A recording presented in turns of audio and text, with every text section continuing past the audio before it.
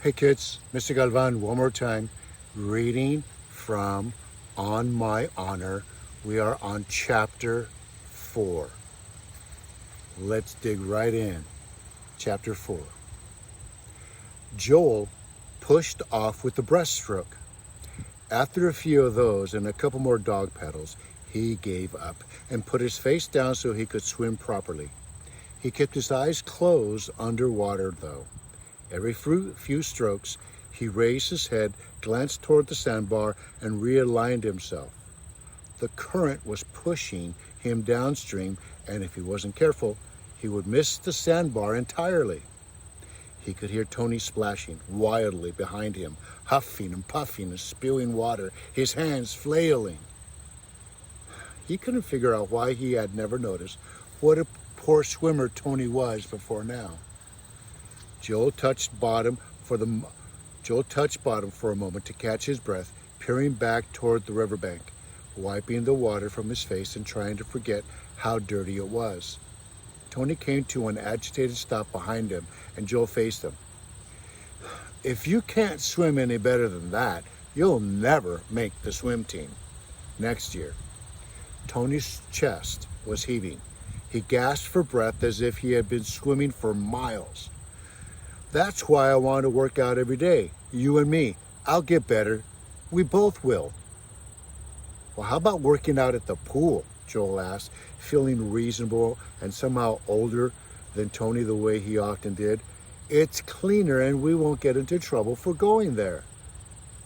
"How about working out in the middle of Main Street?" Tony replied. "Then everybody can see." He was still breathing hard. "What difference does it make if anybody sees?" "All the difference in the world. Do you want Rundle and Schmidt noticing what we're doing? If they see, then they'll want to try out for the team too." "So, let them try out. Who cares?" Joel couldn't figure out what was going on.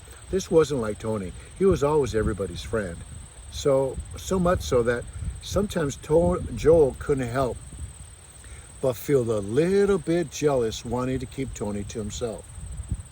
Maybe Tony knew his form was bad and he was embarrassed. He'd probably never had lessons at the Y like most of the kids.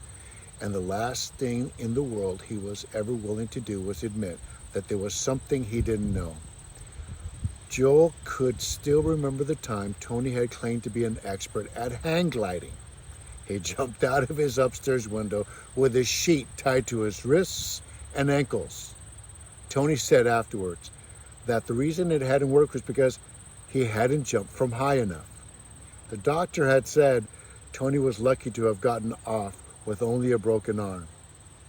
"Come on," Tony prodded. "You said out to the sandbar. Are you giving up?" "You sure you'll make it?" Joel eyed his friends faintly, heaving chest meaningfully. "You look pretty tired to me." Tony gave him a shove, almost caught him off balance. "Swim," he commanded, and Joel plunged into the water and resumed swimming. Tony started beside him, but immediately dropped behind Joel. Joel could hear him blowing and puffing like a whale. "It's not so bad," Joel said to himself, beginning to get his rhythm, discovering the angle that made it possible to keep gaining against the current. Maybe Tony was right, and this river swimming would be a good way to practice, now that his father had decided he was old enough to be allowed a bit of freedom. He started the side stroke.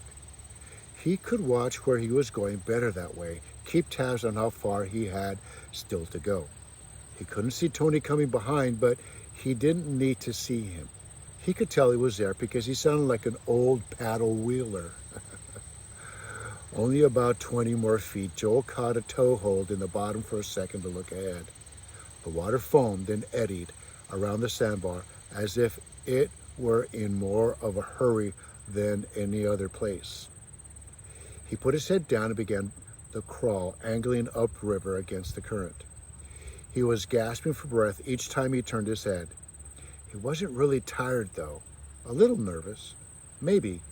In the pool, the side was always nearby, something to grab onto. Still, he was a pretty good swimmer, and he was doing all right. He might be good enough for the swim team by the time he got to junior high in the fall. He should have thought of practicing in the river himself. It had been a good idea. Tony was full of good ideas. When they both reached the sandbar, he would apologize, tell Tony he was sorry for what he said about his dad. He'd tell him he was sorry for saying Tony would be afraid to swim a little ways too. "Made it!" he called out. When his hands scraped bottom with his approach to the sandbar, he stood up. "And I beat you too." There was no answer. Joel turned to check. Behind him stretched the river, smooth and glistening, reddish-brown, but there was no sign of Tony.